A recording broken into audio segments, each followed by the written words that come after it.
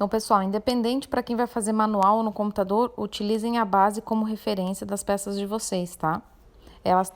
Essas bases tem na apostila, que da terceira fase e da quinta fase também. Aqui, então, a representação de um elástico mais largo pode ser feito à mão livre, né? E ele tem que ser representado com esses risquinhos e irregular também. Os franzidos, eles têm que ser representados também por risquinhos, se for franzido em cima e embaixo, o risquinho.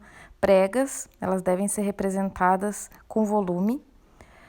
Em relação ao elástico fino ou elastex, ele deve também ser feito à mão livre e também ser representado com franzidos. Um dos pontos que eu observei bastante nos croquis é a dificuldade em desenhar a gola paletó, gola alta, né? Então, observem a queda da gola e como ela se representa atrás, a parte de trás tem que aparecer sem pescoço, na mesma medida da queda da frente, tá? Isso é muito importante. Quando vocês forem desenhar a calça, prestem atenção na questão do cos, tá? O cos ele deve ter a mesma medida nos dois lados, inclusive no centro. Sempre a parte de trás aparece reta, tá? E tem que ter muito cuidado com a simetria da peça. Quando forem desenhar a bolsa, é só medir dos dois lados a mesma medida e unir os pontos. A parte de trás é reta, acompanhando a parte da frente, cos na mesma largura, sempre, tá? Na frente, nas costas e nos lados, para corresponder à simetria. Não esqueçam de desenhar o centro das costas. Pespontar, sempre que houver pesponto, pode usar a régua, tá?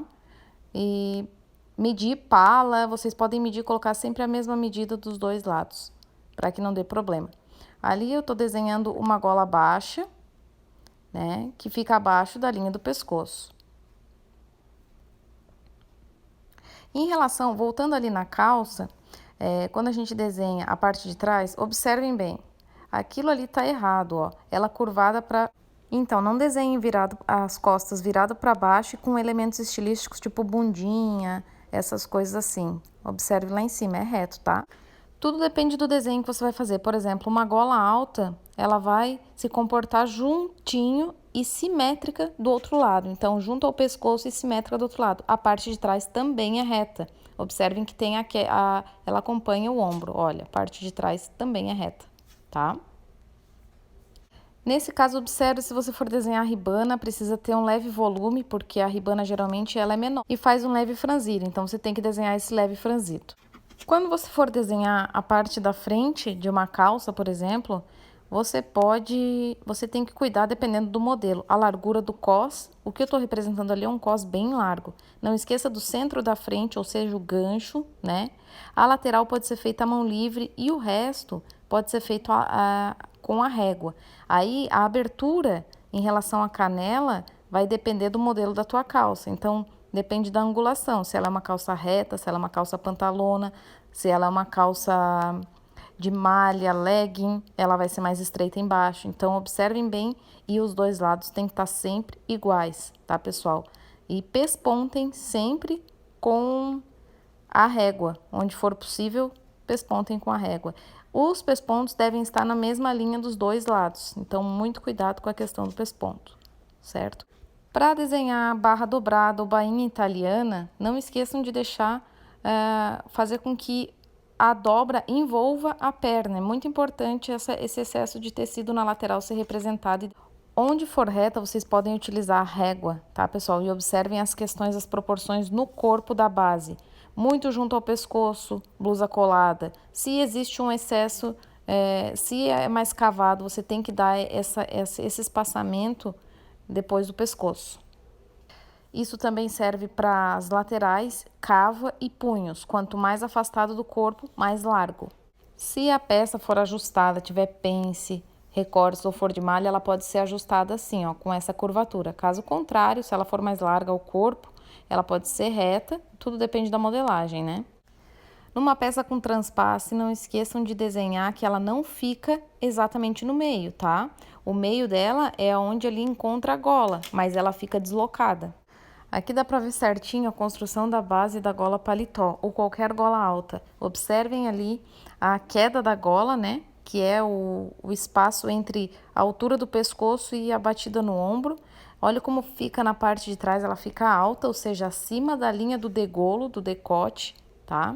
Que é essa parte do pescoço bem juntinha, a mesma distância, então ali ombro, queda da gola e gola alta atrás. Aqui são os babados Três Marias, né, que muitos usaram na coleção, então você vai fazer a linha da cintura, vai projetar a largura, né, a amplitude do babado, mas uma coisa muito importante do babado ele pode ser feito à mão livre assim, mas vocês têm que considerar que em camadas ele deve respeitar essa questão ali dessa lateral, esse excesso de tecido sobreposto, né? Isso é muito importante. E também sempre vai haver um franzido e vai precisar puxar esses risquinhos. Então, a mesma coisa lá embaixo, ó. Eu desenho a mão livre, mas eu tô respeitando as laterais, tô respeitando a sobreposição de um babado em cima do outro, tá? Isso é bem importante. Então, olhem bem ali esse excesso de tecido sobreposto, certo? Mas tem que ficar igual do outro lado. Ó, esse detalhe é muito importante para representar a sobreposição dos babados. Se alguém vai trabalhar com capuz, eu gosto bastante de fazer o capuz, de desenhar o capuz para cima, né? Ele é armado. Então, para vocês fazerem isso, é só desenhar a linha do pescoço, puxar para cima e fazer o volume mesmo. Não esqueçam que no capuz existem as costuras, essas costuras devem aparecer. Às vezes são costuras simples, às vezes são costuras duplas, às vezes pespontados, às vezes tem forro. Então tudo depende do modelo também, mas essas costuras devem aparecer. Ou pode ter um recorte no meio do capuz. A parte de trás ela também é desenhada armada da mesma forma, ó. Ela faz o volume e também representa depois ombros e costura. Aqui é só para ilustrar a importância da distância que vocês vão utilizar esse decote do pescoço. Então, se tem uma distância, se tem um distanciamento, se é uma gola V um pouco mais aberta, vocês têm que respeitar isso no desenho. Então, olha onde está a linha do pescoço e olha onde eu projetei a abertura da minha gola. Então, ela vai ficar mais aberta no desenho também.